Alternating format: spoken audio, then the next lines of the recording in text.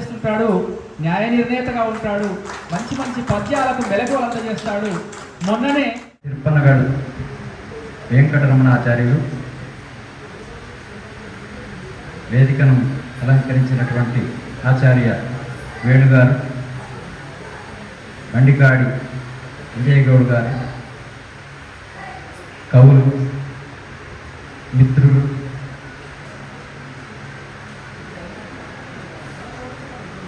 ఆహూతులు అందరికీ నమస్కారం.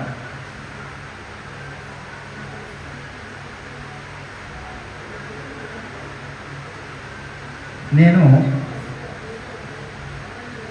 1974లో రుక్మాభట్ల కృష్ణమూర్తి గారి నాన్నగారు ఉద్భవళి శాస్త్రి గారు మా ఊరు దగ్గర పక్కన ఉన్నటువంటి సూరారమయ్య గ్రామంలో వందనాల రామాయణం ఒక వారం రోజులు చెప్పారు. రోజు వెళ్ళి వింటుండేవాడిని. పాటలు రాస్తుంటే ఇంతే కదా పాటలు రాయడం అనిపించింది. మా నాన్నగారేమో ఇట్లా మాటలతో పద్యాలు చెప్పేవారు. అరే కంద పద్యం ఏముంది, శ్రీకాంతుడు చింత కింద చీమిడి జీవనని, అంటే అట్లా వచ్చేటట్టు చేశాడు మాకందరికి. చిన్నప్పటి నుంచి మా నాన్నగారి ఆధ్వర్యంలో ఇట్లా ఆయన మాటలు వింటేనే మాకు కవిత్వం వచ్చింది. ఆయన ఇటు పంచదశ కర్మలు చేయించేవారు, తర్వాత తెలుగు పండితుడు, పద్యాలు రాసేవారు, ఇంకా ఎన్నో పురాణాలు చెప్పేవారు. చాలా గొప్పగా ఉండేది. ఆయన ఇచ్చినటువంటి జన్మ ఇది.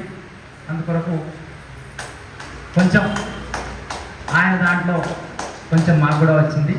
కానీ నేను సామాన్యుడిని, చాలా గొప్పవాడిని కాదు. నాకు తెలిసింది సముద్రంలో ఒక చుక్క కూడా కాదు, చాలా తక్కువ. ఆ ఉన్న దాంట్లో నాకు తెలిసిన అడిగిన వారికి పంచేటువంటి అవకాశం వస్తే పంచగలుగుతున్నాను, అంతేకాని వేరే ఏం లేదు. ఒకసారి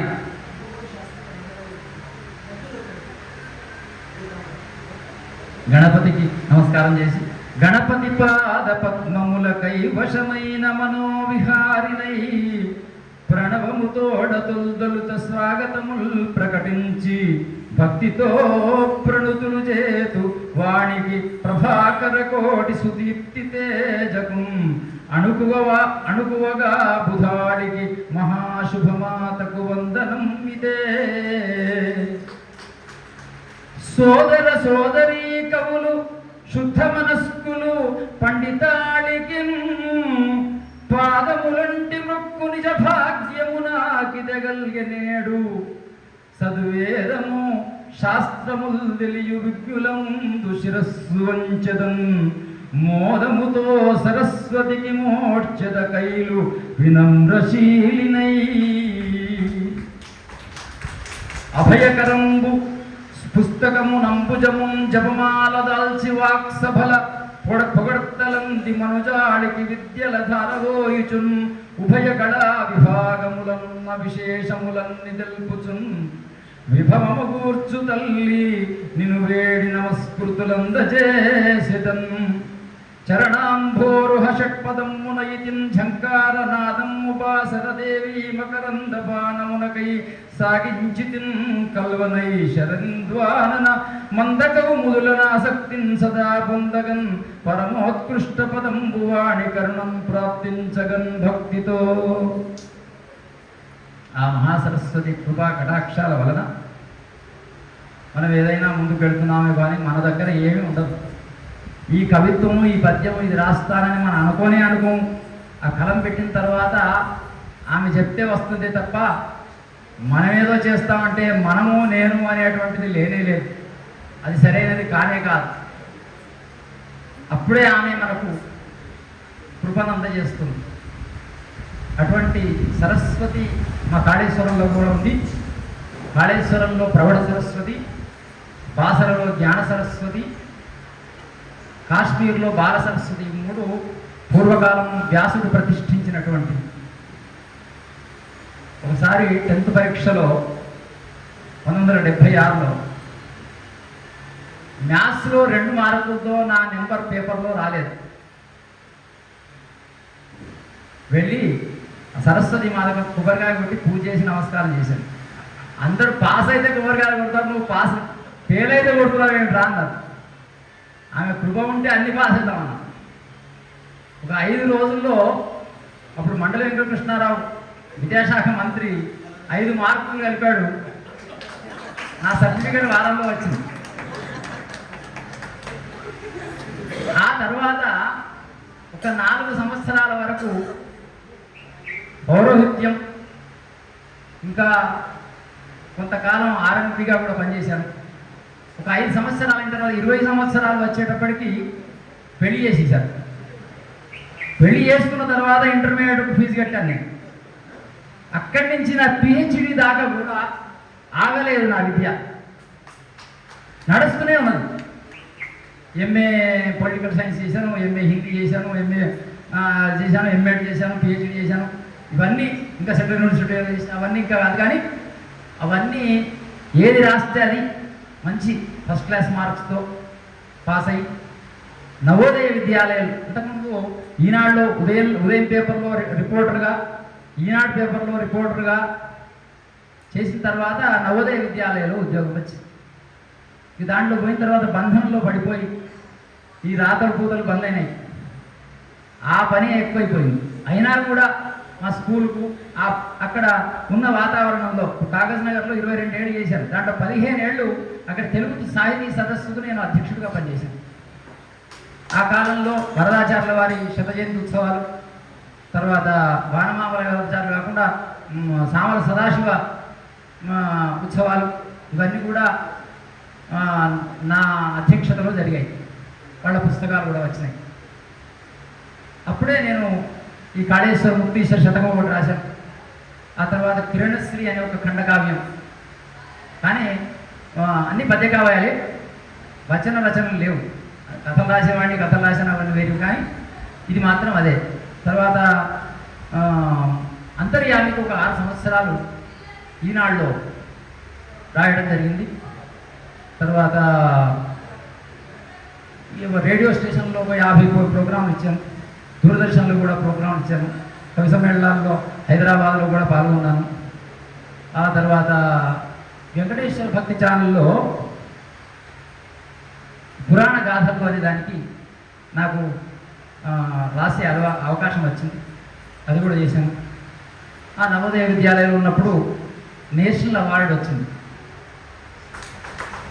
ఇవన్నీ కూడా మనం చేస్తే ఏవో అయ్యే కాదు. అదంతెందుకు, ఇవాళ పొద్దున రాత్రి మీద నిద్రే లేదు, కళ్ళు రెప్పవేయలేదు ఇప్పటిదాకా. నేను రాత్రి నుంచి బస్సు దిగి కిందికి దిగాము. మా ఆవిడది బ్యాగ్ పోయింది, ఇది ఉంటుంది కదా హ్యాండ్ బ్యాగ్, దాంట్లో ఒక తులంన్నర బంగారం గొలుసుంది, తర్వాత ఒక సెల్ ఉన్నది 10,000. దిగి వచ్చిన తర్వాత పోయింది, దాంట్లోనే పోయిందంటే నేను ఆ బస్సు వెనక వెళ్ళిపోతే ఆ బస్సు వెళ్ళిపోయింది ఆల్రెడీ. నా శిష్యుడు ఒకడు ఫోన్ చేస్తున్నాడు. నేను ఈ దీంట్లో ఉంటే వాడు 10 సార్లు ఫోన్ చేస్తున్నాడు. ఎందుకు చేస్తున్నాడు మనం కొట్టేస్తున్నాను నేను. ఆఖరికి ఇక బస్సు వెళ్ళిపోయింది. ఆ డ్రైవర్కి ఫోన్ చేస్తే డ్రైవర్ కూడా ఎత్తలేదు, అది అయిపోయింది. ఆ శిష్యుడు ఎందుకు చేశాడంటే, నేను మా ఆవిడ ఫోన్ నెంబర్కి చేస్తే, సార్ నేనే చంద్రమౌళిని, మీరు దిగిపోయిన తర్వాత అది అక్కడ ఉంది, నేను తీసుకున్నా అని తెచ్చి మళ్ళా తెచ్చిచ్చాడు. అంటే భగవంతుడు దయ ఉంటే మనకు పోయింది కూడా ఏ వస్తువు పోదు, వస్తుంది మన దగ్గరికి. ఇవాళ ఇక్కడికి రావడానికి కూడా కారణం ఒకటి కాదు, ఇంకొకటి శ్రీధర్ బాబు వాళ్ళది ఇంకొక ప్రోగ్రాం ఉంది, మా మనవరాలది పుట్టినరోజు ఉంది. ఇవన్నీ 3 ప్రోగ్రాంలు కలిసి వచ్చినాయి. ఇక్కడ దాకా రాగలేదు. ప్రతిసారి రావాలంటే కూడా కష్టమే. ఇంతకుముందు రామచంద్రాపురం ఎంపీపీ దాంట్లో జరిగినప్పుడు ఒక 10,000 పెట్టుకొని కారు తీసుకొని వచ్చి వెళ్ళిపోయారు టైం కోసం, మాట కోసం. అయితే ఇప్పుడు ఈసారి మాత్రం బస్సులో వచ్చాం. ఇది ఇట్లా మనకు సాహిత్యం మీద ఇంట్రెస్ట్ ఉంటుంది, ఆ అభిరుచి వలన రావడం జరుగుతుంది. కానీ అక్కడి నుంచి ఇక్కడికి వచ్చిపోవడానికి ఎంతో కష్టం. దాంట్లో బీపీలు, షుగర్లు, వీటిని అన్నింటి కంట్రోల్ చేసుకొని, ఎక్కడ తినడం కష్టం, టైం ప్రకారంతో తినకుంటే కష్టం, తింటే కష్టం, ఎన్నో ఉంటాయి. ఇవన్నిటినీ ఆలోచించి ఇక్కడికి వచ్చి మీ కార్యక్రమంలో మెదక్ జిల్లా వాళ్ళంటే మంచి అభిమానం ఏర్పడ్డది. నాకు ఒకసారి ఒక వేసవికాలం అంతా రోజు 50 మంది కవులు పద్యాలు రాస్తే వాటిని రాత్రి 2 గంటల దాకా కూడా నేను కరెక్ట్ చేసేవాడిని. పగలు తీరకుంటే రాత్రి 2 అయ్యేది, 1:30-2ంటికి కూడా పద్మశ్రీ గారు ఫోన్ చేశారు ఒకసారి. అప్పటికి నన్ను నడుస్తుంది, అట్లా పూర్తి చేశారు. కానీ ఒక వారం రోజులు చేసిన తర్వాత నాకు స్పాండిలైటిస్ ప్రోగ్రామ్ ఇది వచ్చింది, సర్వికల్ ప్రాబ్లం. దాంతో నాకు చెయ్యి కాలు లేవకుండా మెడలంతా నొప్పి పెట్టి కళ్ళు తిరగడం మొదలుపెట్టింది. మొన్న కూడా మధ్యలో కొంతకాలానికి అట్లా అయింది. కళ్ళు తిరిగినా కూడా నాకు ఇచ్చినటువంటి పనిని పూర్తి చేసి ఇవ్వడం నా ధర్మం కనుక, ఇంతమంది కవులు ఇక్కడ ఉన్న సంఘం అంతా ఎదురు చూస్తుంది కనుక వాటిని అన్నింటినీ చదవడమే కాకుండా దాంట్లో ఉన్నటువంటి నాకు తెలిసిన తప్పులు ఇంకా ఏమన్నా ఉంటే నాకు తెలియదు, నాకు తెలిసినటువంటి తప్పులను సరిచేసి కరెక్ట్ చేసిన తర్వాత దాంట్లో నుంచి మంచి వాటిని అన్నీ ఎన్నుకొని దీనికి ఇవ్వడం జరిగింది. అది పుస్తకంగా వచ్చింది. అంతేగా నా దగ్గర ఏం గొప్పతనం లేదు, అదంతా అమ్మ కృప. మీరు కోరినప్పుడు నాకు వీలైంది కనుక చేయగలిగాను. అట్లా ఆ భగవద్ ఆరాధన ఏదైనా ఇప్పుడు ఇంకా ఏమందంటే ఒక ఆయన పార్థసారథి గారిని శివ సహస్రనామాలకు భాష్యం రాశారు. అంబాళం పార్థసారథి అనే యాక్టరు, రిటైర్డ్ పోలీస్ ఆఫీసర్. ఆ 1200 పేజీల సహస్రనామాల వ్యాఖ్యానాన్ని నేను హిందీలోకి ట్రాన్స్లేట్ చేస్తున్నాను. దాంట్లో రోజు కొన్ని చేస్తూ దీంట్లో ఇప్పటికి 950 పేజీ చేశాను. ఇంకొక 250 పేజీ చేస్తే అది పూర్తవుతుంది. రోజు ఖాళీ ఉన్నప్పుడల్లా ఆ పని జరుగుతూనే ఉంటుంది. దాంట్లో మీరు కూడా కల్పించుకొని చేసి పూర్తి చేయడం జరిగింది. ఇంకా పని ఉంది. ఆ తర్వాత ఇంకొక 2 పుస్తకాలకు నా మనసులో ఉంది. ఇంకా బోల్డ్కి రాసినవి ఉన్నాయి, కానీ అవన్నిటిని ప్రింట్ చేసేటువంటి సమయం అవి దొరకటం లేదు. మళ్ళీ ఎప్పుడో టైం వస్తుంది, దానికి టైం రాని మనం ఏం చేసినా కాదు. ఇట్లా సూర్యనారాయణ గారు ఫోన్ చేయడం, వారి మాట తీయకుండా ఇది చేయడం జరిగింది. అది పూర్తి అయినందుకు మీకు అందరికీ ధన్యవాదాలు. తర్వాత ఇక్కడికి పిలిచినందుకు రావడం జరిగింది. మళ్ళీ ఇంకొక ప్రోగ్రాం ఉంది కనుక దయచేసి నన్ను పంపించండి. ధన్యవాదాలు అందరికీ. అయ్యా, వేదిక మీద ఉన్న వాళ్లకు, ఎదురుగా ఉన్న వాళ్ళందరికీ కూడా ధన్యవాదాలు తెలియజేసుకుంటూ ముగిస్తున్నాను. ధన్యవాదాలు.